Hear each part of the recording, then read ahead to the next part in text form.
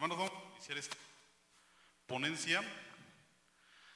La pregunta que venía en nuestro tema general es: ¿quién escribió la Biblia, hermanos? ¿Dice el hombre o Dios? Esa es una pregunta que siempre nos dicen en la escuela. Nos dicen, bueno, es que la Biblia es un libro escrito por hombres. Y yo me acuerdo que oía a un hermano muy humilde, él, oí cómo le contestó a otra persona. Le dice, pues claro, dice, pues quién, si no, ¿quién lo va a escribir? Dice, tienen que ser hombres. Pero la diferencia es que la Biblia dice hombres, varones santos, dice la Biblia. No es que sean personas que ellos por sus propios méritos fueron santos, sino que fueron apartados por Dios como un instrumento útil. Así como nosotros apartamos en nuestras cosas algo que nos sirve, decimos, este es el que más me gusta, este es el que yo aparto para cierto uso. Así Dios apartó varones para que sirvieran en su propósito de escribir la Biblia. Tenemos entonces esta ponencia que dice la Santa Biblia, las pruebas de su origen divino. Miren, hermanos, para mí la prueba física de que Dios existe es este libro. Para mí, yo creo que para muchos de ustedes, y espero que para los jóvenes que hoy están hasta aquí adelante, sea también esto. ¿Cuál es la prueba de que Dios existe? Para mí es este libro. Vamos a ver algunas de las razones por las cuales esto es así. Vamos a la siguiente. Dice, la Biblia es el mayor bestseller, el mejor vendido de todos los tiempos. Es traducido a mayor número de idiomas. Es uno de los libros más antiguos del mundo. El primer libro impreso completo por Juan Gutenberg alrededor del año 1450. A un amigo que él decía, soy ateo. Yo le digo, ¿por qué no lees la Biblia? Porque vi que leía un libro grandote, así, el Conde de Montecristo. Le digo, ¿por qué no lees un libro, por qué no lees la Biblia? Y dice él, no, dice, porque soy ateo, no creo en Dios. No importa, le digo, mira, la Biblia fue el primer libro que se escribió. Y dice, tienes razón, dice, sí es cierto, la voy a leer, dice, porque es un asunto literario. Y por ahí empezó, hermanos. Cuando me di cuenta ya iba terminando Génesis. Hermanos, muchos de ustedes empezaron Génesis y no lo terminaron. Esa persona en menos de una semana ya había terminado Génesis. Y eso que era ateo, imagínense. Y dice al final, ¿qué crees? Dice, ya empecé a leer, ya casi termino Génesis. Y no sabes, dice, después de haber leído Génesis, siento, dice, como que tengo fe, dice. Fíjense, un ateo diciendo tengo fe, hermanos, después de leer Génesis. Dice, el más impreso, el más leído, el más citado, el más amado, el más odiado, el más atacado. Actualmente hay una discusión acerca del asunto homosexual, que si está bien, que si está mal. ¿Saben qué? Si la Biblia no existiera, simplemente no habría discusión, la gente lo haría sin mayor problema. El único punto de referencia para decir si está bien o está mal es la Biblia, hermanos. Fíjense, es una cosa impresionante. Primera prueba, hermanos. Fíjense, vamos a ver 3 pruebas y otras más, pero las más fuertes son las 3 pruebas que vamos a ver. La primera prueba es esta, que tiene un director que trasciende el tiempo, el espacio, la vida y la muerte. La Biblia tiene más de 40 autores que vivieron a lo largo de aproximadamente 1500 años. La gran mayoría de sus autores nunca se conocieron entre ellos. Fíjense, Jonás no se conoció con Moisés. Y sin embargo, hermanos, escribieron para que todo coincidiera en lo que es la Biblia. Eso es tremendo, hermanos. Nunca se conocieron. Jonás era de la región de Galilea. Por cierto, le dicen al Señor Jesús, lee, dice, y estudia, verás que de Galilea nunca se levantó profeta. ¿Cómo que no? Jonás se levantó de Galilea, hermanos. Pero ahí tenemos también a Moisés y no se conocieron nunca. Es un ejemplo nada más. Tenían diferentes oficios: pastores, reyes, campesinos, recaudadores, rabinos, pescadores, escribas, sacerdotes, etcétera. 3 idiomas: hebreo, griego, arameo. Esto los chicos, los niños ya se lo saben bien porque fueron a la escuelita bíblica de vacaciones. El escenario de diferentes culturas: la cultura semita, cananea, hebrea, babilónica, persa, helénica, latina, etcétera, africana inclusive. Miren, hermanos, esto es impresionante, ¿eh? La ciudad de Jerusalén, así la pintan, hermanos, miren. Está en el centro del mundo. Tenemos el continente asiático, el continente africano y el continente europeo. Por aquí pintan América, si lo ven, aquí está América. Entonces, hermanos, el centro del mundo es Israel. Aquí lo ven en un globo terráqueo. Ahí lo ven, es el centro, hermanos. No es coincidencia esto, porque dice la Biblia, tú serás luz a las naciones, hermanos. Cristo es la luz a las naciones. Véanlo, hermanos, de esa manera. Es impresionante esto, hermanos. Qué coincidencia, ¿verdad? El que está aquí pasa de África a Asia, o pasan de Asia a Europa y viceversa, hermanos. Entonces tenemos ahí ¿cómo les diré? Ese punto, hermanos, de partida hacia todas las naciones. Y así fue el Evangelio, hermanos. ¿Salió de dónde? Las iglesias salieron de Israel hacia todo el mundo.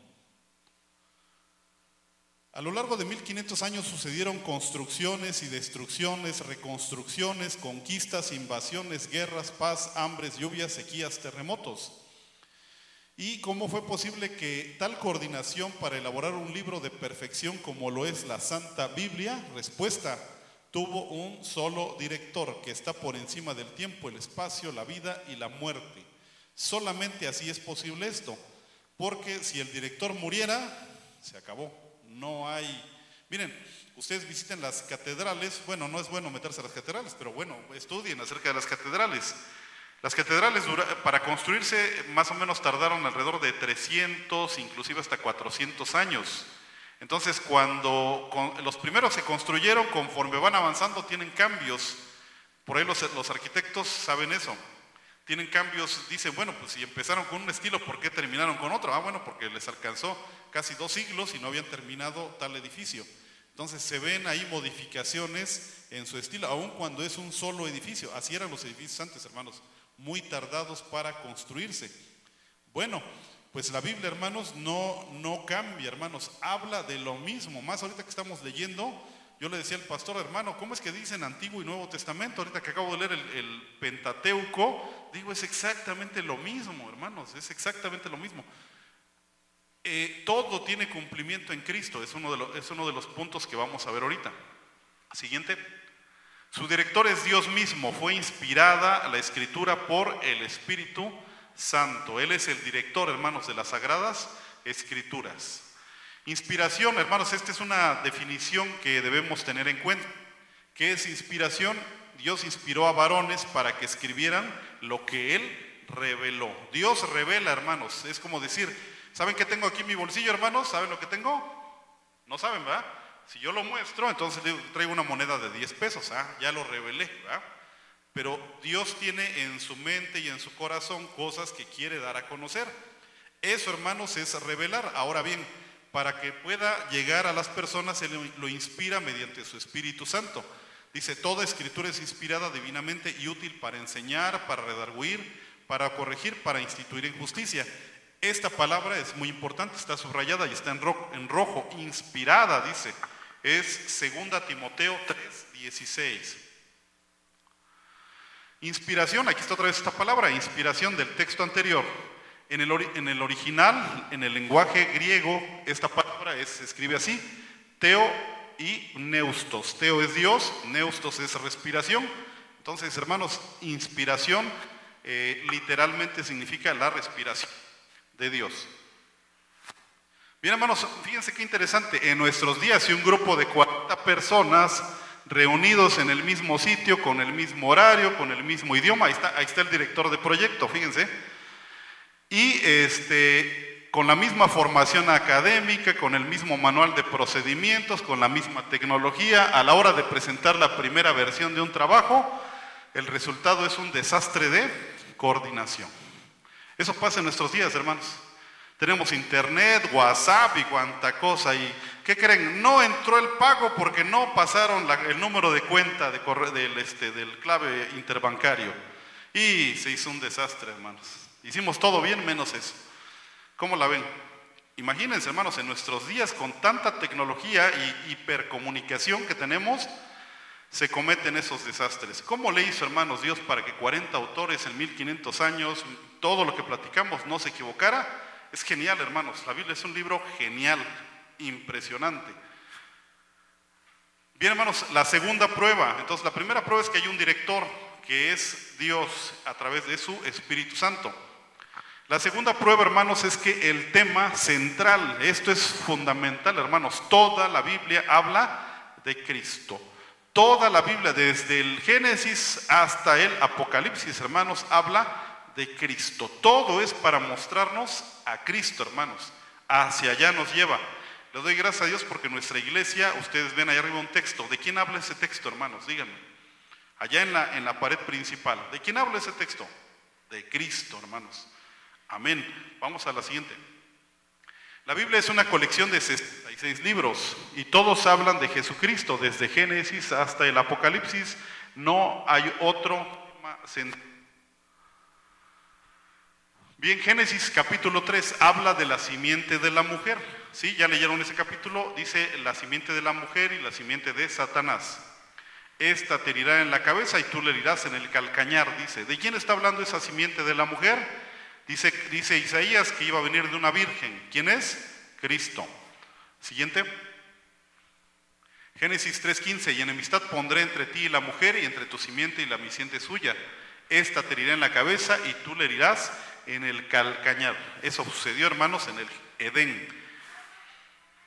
Moisés es figura de Cristo porque mostró su ley santa y guió a su pueblo. Fíjense, Moisés es una figura, es una modelo a escala, vamos a decirlo así, de lo que es Cristo.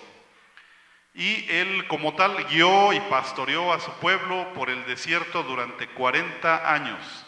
Y les mostró su ley. Cuando viene Cristo nos enseña cuál es la interpretación correcta de la ley. Miren, había muchas escuelas de interpretación por los judíos, pero cuando viene Cristo y nos da el sermón del monte, es en Mateo capítulo 5, en adelante, ahí tenemos, hermanos, el sermón del monte y tenemos la correcta interpretación de la ley. Seguimos. A Moisés le fue dado el modelo del tabernáculo, que es una figura exhaustiva de Cristo. Decía Cristo, yo soy el camino, así le llamaban esta parte, la verdad, le llamaban esta parte, y adentro le llamaban la vida. Yo soy el camino, la verdad y la vida, y nadie viene al Padre, que está representado en el arca, si no es por mí. ¿Se acuerdan de esa palabra del Señor Jesucristo? Desde ahí está dado, hermanos. Cada objeto es descrito en la Biblia con mucho detalle. Y le dice a Moisés, como lo viste en el modelo del cielo, así lo vas a hacer sin que te apartes de ese modelo que te fue dado. Seguimos. Dice Éxodo 25:40, y mira, hazlos conforme a su modelo que te ha sido mostrado en el monte. Josué también es figura de Cristo porque condujo a su pueblo a la tierra prometida. ¿A dónde nos lleva Cristo? Nos lleva a la nueva Jerusalén. Entonces Cristo también es modelo, Josué es modelo a escala o figura de Cristo. Otra, hermanos, es Ruth. Estamos viendo Ruth. Hoy mandamos por ahí inicio, hermanos, del libro de Ruth. Se acabó Jueces, vamos a Ruth. Una historia romántica, hermanos, muy bonita, muy preciosa. Y tenemos ahí, dice, Ruth es figura de la iglesia. Ruth era moabita, era un pueblo pagano, vamos a decirlo así, y Boaz representa a Cristo. Ese es el modelo, hermanos, del libro. ¿Cómo los judíos no pueden, cómo les diré, aceptar que Dios acepte a Cristo, a personas que no sean judías, que no sean del pueblo de Israel? ¿Cómo es posible que Dios acepte esa gente como su pueblo? Bueno, hermanos, el modelo es Ruth, porque era una mujer pagana que se casa con un israelita de la tribu de Judá. Y Ruth aparece en la genealogía del Señor Jesucristo. Samuel es figura de Cristo porque fue juez, profeta y sacerdote. Y tenemos una imagen, dice, Ana deja al pequeño Samuel recién destetado con el sacerdote Elí. ¿Cuántos años tenía cuando los destetaban? 3 años, 5 años. A esa edad, hermanos, el niño pasó a formar parte del cuerpo de sacerdotes, como aprendiz de sacerdote. David es figura de Cristo porque fue rey conforme al corazón de Jehová. Un hombre, dice, conforme al corazón de Jehová. Y podemos ver su pensamiento y su sentir, no solamente su pensamiento, hermanos, sino también su sentir al leer el libro de los Salmos. Muchos de los Salmos fueron compuestos por David. Léanlos, estúdienlos, cómo él sentía, hermanos, que cuando lo perseguían sus enemigos, cómo sentía la tranquilidad de que Dios era su fortaleza, cómo él se sentía enfermo y decía, tú eres mi sanador, tú eres el que me levantas, etcétera, hermanos. Ahí vemos toda esa experiencia sentimental y de ideología, hermanos, de David en los Salmos. Hechos 13:22, y quitado aquel, es decir, Saúl, levantóles por rey a David, el que dio también testimonio, diciendo, he hallado a David, hijo de Jesé, varón conforme a mi corazón, el cual hará todo lo que yo quiero. Un varón conforme a mi corazón. ¿Qué decía el Señor? Dios del Señor Jesucristo dice, he aquí mi hijo en el cual yo tengo contentamiento. Dice, la historia de los reyes y sus crónicas nos muestran a personas buenas y malas. Los reyes buenos y los sabios prefiguran a Cristo. Ahí tenemos en este caso a Salomón. Dice Salomón que era el hombre más, dice la Biblia que Salomón era el hombre más sabio del mundo. Y cuando el Señor Jesucristo habla a los judíos, les dice que no, que va a haber, que está alguien ahí más grande incluso que Salomón. ¿Quién era él? Ese al que se refiere, el mismo Señor Jesucristo. Bien, todos los profetas hablaron de la venida del Mesías. Así se escribe en hebreo, Mesías, y así se escribe en griego, es Cristo.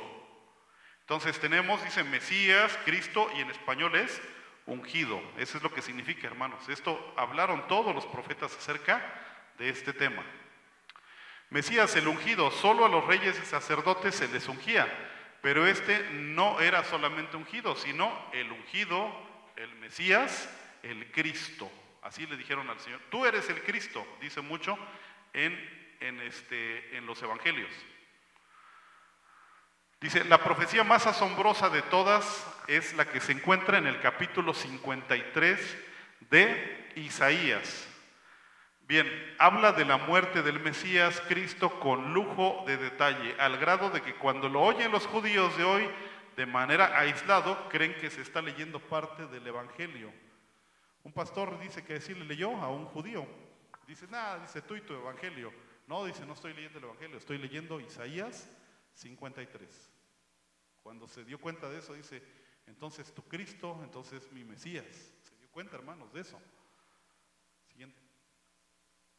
En Isaías 53 vemos, hermanos, la ciudad de Jerusalén. Esta es una idea, hermanos, sería el monte de los olivos, el templo, y enfrente estaría el Gólgota. Es lo que se cree, hermanos, el lugar más, históricamente dicen que ese es el lugar. Yo difiero de eso, pero bueno, no se sabe exactamente cuál es el lugar de la crucifixión. Y ahí tenemos, hermanos, al Cristo crucificado en medio de dos ladrones. Dice en Isaías capítulo 53, parece que el profeta Isaías estuvo escribiendo al pie del Calvario.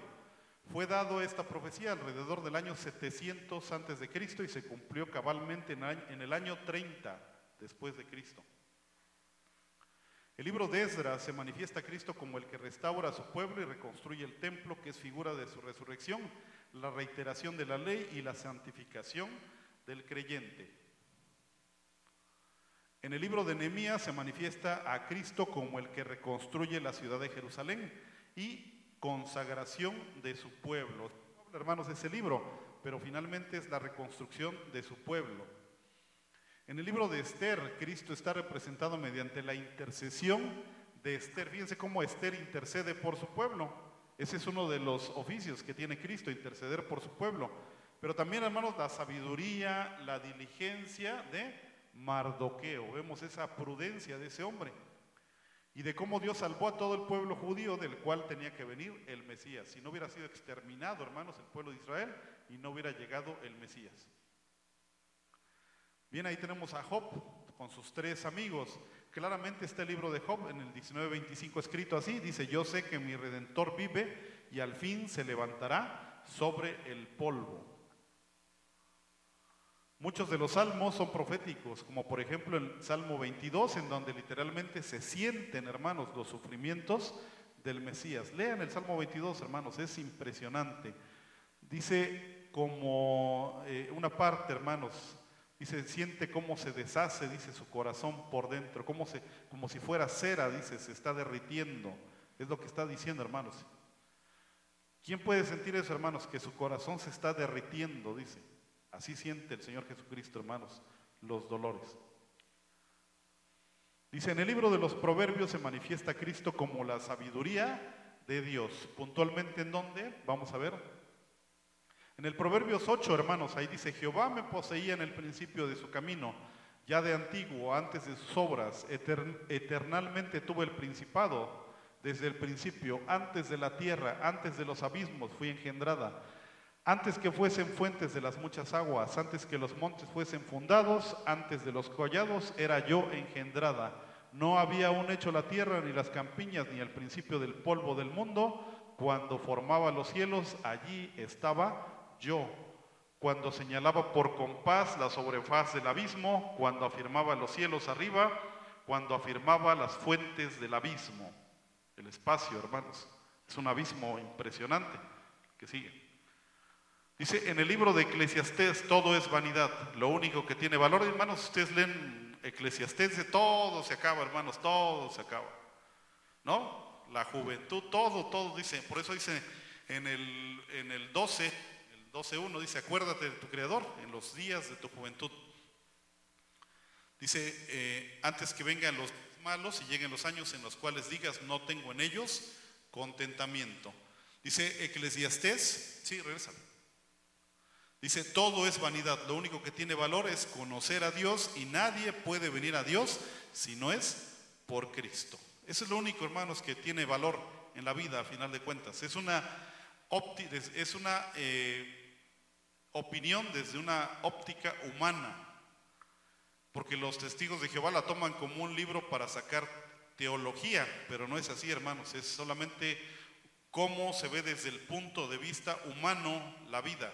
Esa es la sabiduría que hay en el Eclesiastés. Es un libro de pesimismo, hermanos. Dice, en el libro de Cantares se ve a Cristo con su pueblo, que es la iglesia, en nupcias. Vamos a ver un texto de Cantares. Dice Cantares 2:1-3. Yo soy la rosa de Sarón y el lirio de los valles, como el lirio entre las espinas, así es mi amiga entre las doncellas. Como el manzano entre los árboles silvestres, así es mi amado entre los mancebos. Bajo la sombra del deseado me senté y su fruto fue dulce en mi paladar. En el Antiguo Testamento se ve a Cristo en toda la Escritura, hermanos. Eso es ya claro, ya lo vimos. Pero ahora en el Nuevo Testamento, hermanos, se le ve clara, abierta, totalmente en toda su gloria, majestad. Y no solamente eso, sino también en su humillación, hermanos. Bien, ahí tenemos los 4 evangelios. Fíjense, Apocalipsis nos habla de que hay un león, seres que tienen cara de león, cara de becerro, cara de águila volando y rostro de hombre. ¿Ya se acordaron, hermanos, en Apocalipsis? Bueno, hay personas, maestros de Biblia, que dicen lo que se refiere son los 4 evangelios, porque a final de cuentas Mateo lo muestra como el rey, Marcos lo presenta como un siervo. Digo, un siervo es un animal de trabajo y de sacrificio. Lucas como un hombre y Juan lo establece como Dios. Siempre Dios fue representado como un águila volando. Entonces, hermanos, ahí tenemos esa óptica, esa perspectiva, que así es, hermanos, en el caso de los evangelios.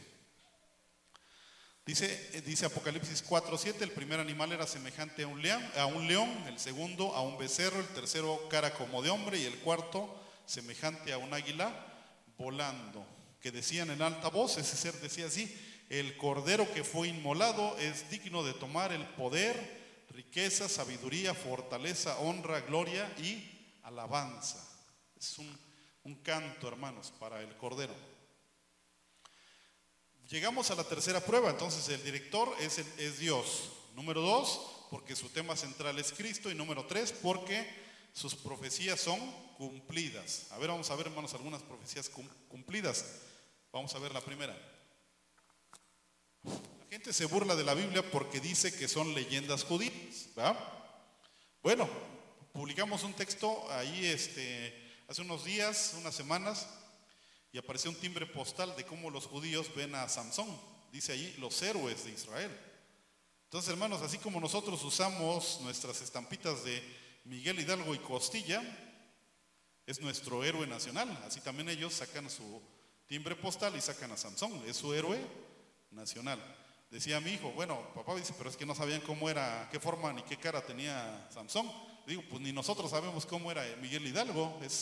Todas esas imágenes que tienen ahí puestas son imaginación, nadie lo vio, hermanos, no hay una foto que nos diga exactamente cómo era Miguel Hidalgo. Es una imaginación simplemente, hermanos. Bueno, la siguiente. Deuteronomio 18:22, cuando el profeta hablare, fíjense hermanos lo que dice la Biblia en la ley de Moisés. Esto es muy importante porque los testigos de Jehová, por ejemplo, dicen que ellos son profetas y ya profetizaron cosas y no se han cumplido. Yo no sé por qué los siguen siguiendo si son falsos profetas. Dice, cuando el profeta hablare en nombre de Jehová y no fuere la tal cosa ni viniere, es palabra que Jehová no ha hablado. Con soberbia la habló aquel profeta. No tengas temor de él. Vamos a ver. Dice, ya se comentó el caso de la profecía de Isaías 53, escrita en el 700 a.C. y completada en el 30 después de Cristo. De igual manera se cumplió la profecía del Salmo 22, escrita aproximadamente en el año 1000 a.C. y de igual forma fue completada en el 30 después de Cristo. Ahora comentaremos una profecía que también es asombrosa. Se trata de la ciudad de Tiro. Aquí está Israel, hermanos. La tierra de Israel está acá, Jerusalén, y arriba están Biblos, Tiro y Sidón. Son las ciudades de los fenicios. Los chicos la ven creo que en cuarto o quinto año de primaria. Ven esas, o no sé si ya cambiaron los libros, pero yo lo vi en cuarto o quinto de primaria. Los grandes navegantes, los fenicios, ¿verdad, hermanos? Bueno, vamos a ver qué pasó ahí. Vamos a ver lo que dice la siguiente. Dice, Tiro fue una ciudad de famosos navegantes en el Mediterráneo. Tiro se burlaba de la ciudad de Jerusalén. Cuando Jerusalén fue destruida, Tiro se burlaba de Jerusalén. Fíjense, hermanos, cómo había ese sentimiento hacia ellos. Había enemistad, y cuando le fue mal a Jerusalén, ellos se burlaron de Jerusalén. Hay un salmo, hermanos, no me acuerdo cómo dice, pero dice algo así como bienaventurados o benditos sean los que oran por la paz de Jerusalén. Está en los salmos, hermanos, no me acuerdo ahorita bien cómo dice. Pero estos, en lugar de llorar por Jerusalén, mejor se rieron. Y entonces el Todopoderoso le emite mediante Ezequiel una profecía de castigo. Vamos a ver dónde está. Está muy largo, hermanos, vamos a tratar de resumirla. Dice Ezequiel 26, 1 al 7, tomen nota de eso, ¿sí? Y dice, y aconteció en el 11º año, en el primero del mes, que fue a mí palabra de Jehová. No es palabra del profeta, es palabra de Jehová.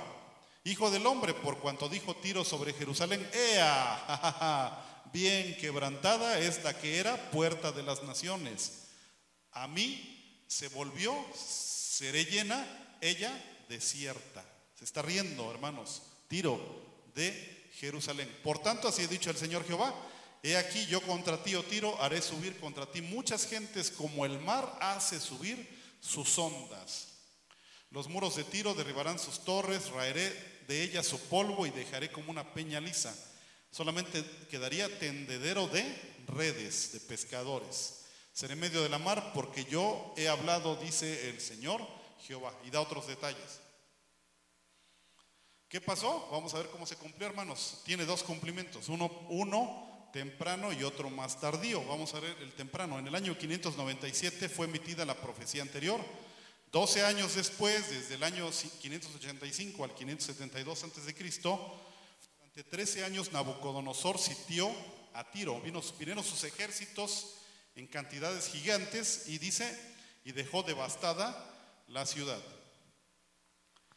Aquí era Tiro, en la zona continental. Bueno, se pasaron entonces ellos a una isla que tenían enfrente. Dice, como Tiro eran buenos navegantes, a escondidas de Nabucodonosor salieron poco a poco hacia el islote en el mar Mediterráneo, que se encontraba a 800 metros de la costa. Imagínense, 800 metros. Bien, hermanos. Allí fundaron la nueva Tiro, así le llamaron a esta isla, y siguieron riéndose. Bueno, los tirios se reían de todos. Ja, ja, ja, pues ahora, si antes me hacías cosas, ahora ya no me haces nada. Ja, ja, ja, éjele, ¿no? Aquí venme a traer si puedes, ¿no? Dice, en medio de las aguas, pero no quedaron así las cosas. Bien, hermanos, dice el Ezequiel 26, y pondrá contra ella arietes contra tus muros y tus torres, destruirá con sus martillos por la multitud de sus caballos.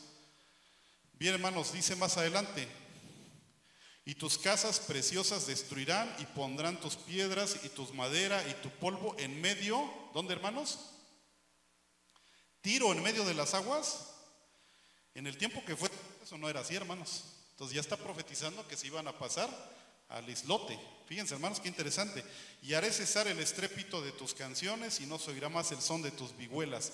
Y te pondré como una peña lisa. Otra vez, vamos al siguiente.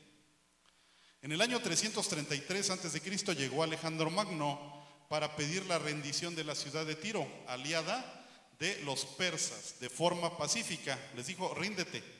Le dijeron, no, ven por nosotros si puedes, le dijeron. Ahí va. Dice, pero ellos se rieron como de todos los demás. Se rieron de Alejandro Magno. Alejandro no tenía barcos, hermanos, interesante. No tenía barcos. Por ello inició la construcción de un terraplén o puente de tierra. Fíjense, aquí está. Desde acá construyó 800 metros, una especie como de carretera. Dice, un ancho de 60 metros de ancho, derribó la antigua ciudad removiendo los escombros, transportando incluido el polvo para lograr el volumen requerido. Por fin, después de 7 meses de arduo trabajo, en el año 332 después de Cristo, consiguió su objetivo, destruir a Tiro. Ahí se acabó. Mataron más de 8,000 personas y terminaron vendiendo a 30,000 personas como esclavos en Europa. Después de esto, el sitio de la ciudad solo sirvió para tender redes, no había ninguna casa. Y ahí está, hermanos, actualmente es un puerto y aquí está el terraplén que generó Alejandro Magno, ahí está todavía. Ya lo hicieron más grande, por supuesto. Entonces ahí está, hermanos. ¿No quedó? Nada. Entonces, esa profecía, hermanos, es impresionante. Fíjense. ¿Cuántos años antes fue emitida? ¿Cuándo se cumplió? Y fue impresionante, hermanos, su cumplimiento cabal y, como decimos, a pie juntillas, hermanos. Dice, en el año 597 se reveló la profecía de Ezequiel, tuvo un cumplimiento parcial en el 572 y su cumplimiento cabal en el año 332 antes de Cristo. Todo eso hoy está en los libros de historia y la gente lo desconoce. Nosotros mismos, hermanos, lo desconocíamos. Pero ahí está. Dice, una profecía completa y cumplida al pie de la letra. Siguiente. Otras profecías, vamos a ver algunas otras. Dice la profecía del Señor Jesucristo en el año 30. Dice, lo que dijo, que el templo iba a ser destruido y no quedaría, dice, piedra sobre piedra. ¿Se cumplió o no se cumplió? Sí se cumplió, hermanos. El templo no existe hasta el momento, fue destruido en el año 70. La profecía de Daniel, 600 años antes de Cristo, de la muerte del Mesías, lo que sucedió el día que murió Cristo en el año 30 después de Cristo. La profecía de los huesos secos de Ezequiel, 600 antes de Cristo, refiriéndose a su pueblo de Israel, hoy es una realidad que todavía se está cumpliendo. No existía Israel, pero se está juntando actualmente, se siguen juntando, hermanos, los israelitas en la tierra de Israel. Así es como esas profecías, existen muchas que ya tuvieron un cumplimiento temprano y otras están esperando su cumplimiento cabal. Otras pruebas de su origen, bueno, ya vimos 3 que fueron entonces, hermanos. Dice que la escritura tiene un director que es Dios, la otra que su tema central es Cristo y la otra por sus profecías cumplidas. La otra dice vamos a ver cuáles se refieren. Dice su majestad, hermanos, no hay libro más bello como la Biblia. Dice, por ejemplo, los cielos cuentan la gloria de Dios y la expansión denuncia la obra de sus manos. Salmo 19:1. Su pureza, fíjense hermanos, la pureza de la Biblia. Por lo demás, hermanos, todo lo que es verdadero, todo lo honesto, todo lo justo, todo lo puro, todo lo amable, todo lo que es de buen nombre, si hay virtud alguna, si alguna alabanza, en esto pensad. Filipenses 4:8. Romanos capítulo 13, 12 al 14. La noche ha pasado y ha llegado el día. Echemos pues las obras de las tinieblas y vistámonos las armas de luz. Andemos como de día, honestamente, no en glotonerías y borracheras, no en lechos y disoluciones, no en pendencias y envidia, mas vestíos del Señor Jesucristo y no hagáis caso de la carne en sus deseos. Ese es, hermanos, un mensaje ¿de qué? De santidad. Como les decía, no hubiera discusión del movimiento LGTB y no sé cuántas palabras más tiene ahí, hermanos, si no hubiera la Biblia. Nadie discutiría eso, se diera en automático. Está perfecto, diría todo el mundo, ya. Pero como está la Biblia, hermanos, ahí entra el asunto, hay que discutirlo, porque la Biblia dice que está mal y mucha gente creemos en la Escritura. Por su mensaje de salvación, hermanos, este es lo más importante. Finalmente, ¿para qué fue escrita, hermanos, la Escritura? ¿Para qué fue hecha la Biblia? Para darnos el camino de salvación. Dice Romanos 10:9, que si confesares con tu boca al Señor Jesús y creyeres en tu corazón que Dios le levantó de los muertos, serás salvo. Eso, hermanos, es lo más importante. Conclusión, por todas sus características, la Biblia es de origen divino. Ojo, hermanos, de origen divino. Por la pregunta, ¿no?, que decía, bueno, ¿quién escribió la Biblia? ¿Los hombres o Dios, no? Pues los hombres, hermanos, dice, escrita por hombres apartados por Dios. Pero de que es origen divino, hermanos, tiene su origen divino. Bien, hermanos, pues vamos a ver si hay alguna más. Se acabó. ¿Alguna pregunta, hermanos? ¿Algún comentario? ¿Pregunta? ¿No? Bueno. Vamos a ponernos de pie, hermanos. Vamos a orar para concluir.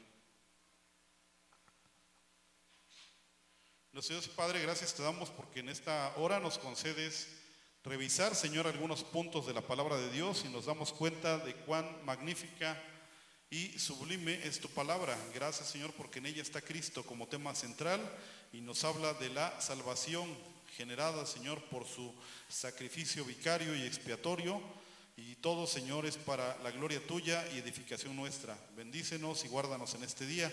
Continúa, Señor, con nosotros para la siguiente conferencia. Por Cristo Jesús te lo suplicamos. Amén.